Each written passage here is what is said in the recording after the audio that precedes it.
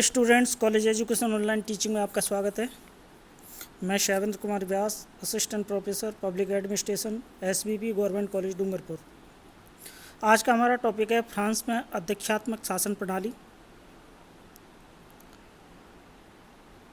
तो देखिए, फ्रांस की जो शासन प्रणाली है न तो पूर्णतया अध्यक्षात्मक है और न ही संसदीय।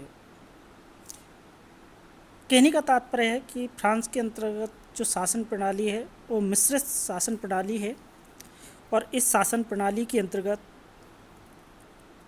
अध्यक्षात्मक शासन प्रणाली और संसदीय शासन प्रणाली दोनों ही शासन प्रणालियों की विशेषताएं हैं वो फ्रांस की जो अध्यक्षात्मक शासन व्यवस्था है उसमें देखने को मिलती है।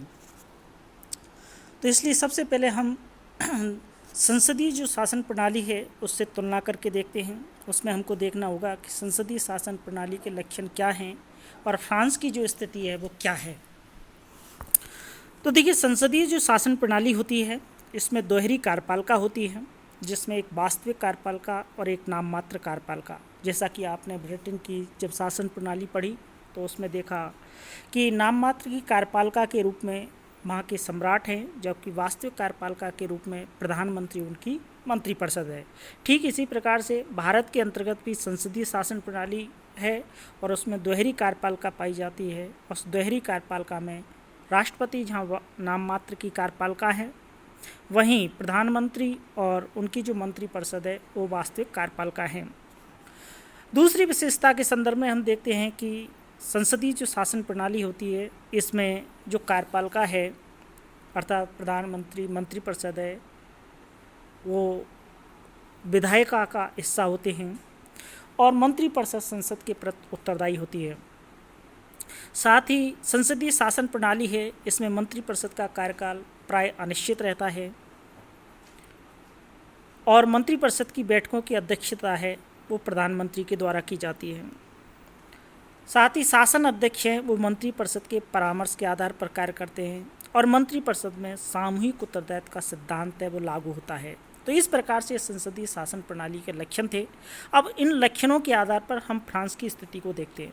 तो फ्रांस में नाम मात्र की कार्यपालिका नहीं है, बल्कि राष्ट्रपति एक सशक्त कार्यपालिका हैं और फ्रांस में प्रधानमंत्री और मंत्रीगण जो हैं वो संसद के सदस्य नहीं होते हैं। फ्रांस में मंत्रिपरिषद है वो राष्ट्रीय सभा के प्रति उत्तरदायी है। साथ ही फ्रांस में मंत्रिपरिषद को निंदा करके समय पूर्व संसद द्वारा हटाया जा सकता है।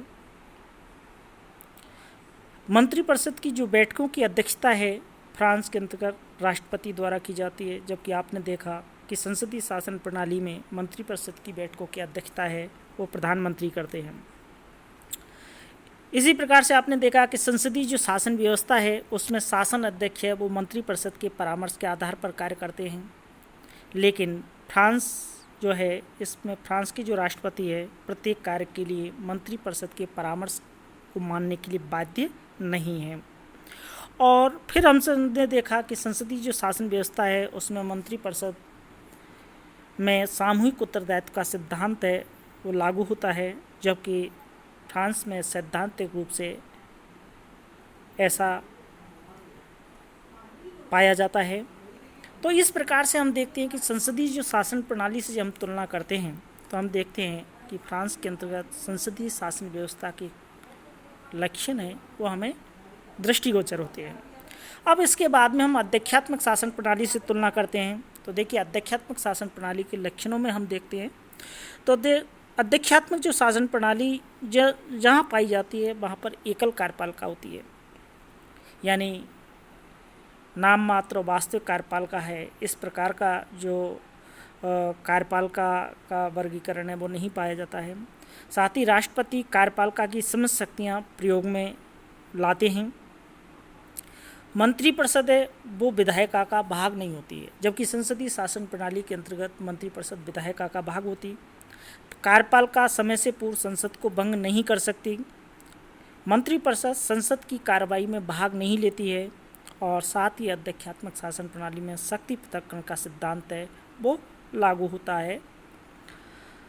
अब फ्रांस की अध्यक्षात्मक शासन प्रणाली के लक्षणों के आधार पर जब हम स्थिति को देखते हैं तो देखते हैं कि फ्रांस में दोहरी कार्यपालिका पाई जाती है।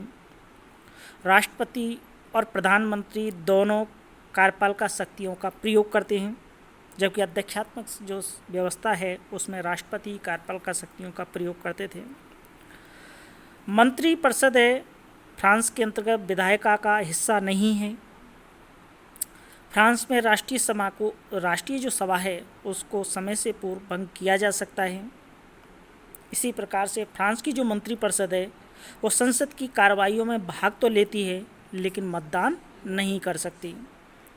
इसी प्रकार से फ्रांस में शक्ति पृथक्करण का जो सिद्धांत है वो लागू है, लेकिन ये 100% लागू नहीं है।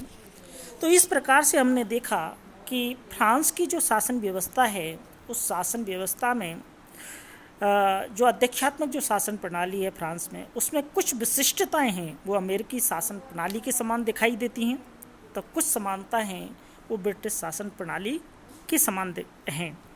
तो कहने का तात्पर्य कि विशुद्ध रूप से फ्रांस की जो व्यवस्था है ये न तो अध्यक्षात्मक व्यवस्था है और न ही ये संसदीय व्यवस्था के दायरे में है, बल्कि इन दोनों का मिश्रित स्वरूप है। इसलिए प्रोफेसर डूवर्जर ने पंचम जो गणतंत्र था उसको अर्ध अध्यक्षीय राज्य कहा, लेकिन राष्ट्रपति की मंत्रिपरिषद पर उच्च स्थिति को देखते हुए फाइनर ने इसे उच्च अध्यक्षीय राज्य का नाम दिया। तो इस प्रकार से हम देखते हैं कि फ्रांस की जो शासन प्रणाली अध्यक्षात्मक शासन प्रणाली है उसमें अध्यक्षात्मक शासन की कुछ विशेषताएं, साथ ही संसदीय शासन की कुछ विशेषताएं पाई जाती हैं। Thank you.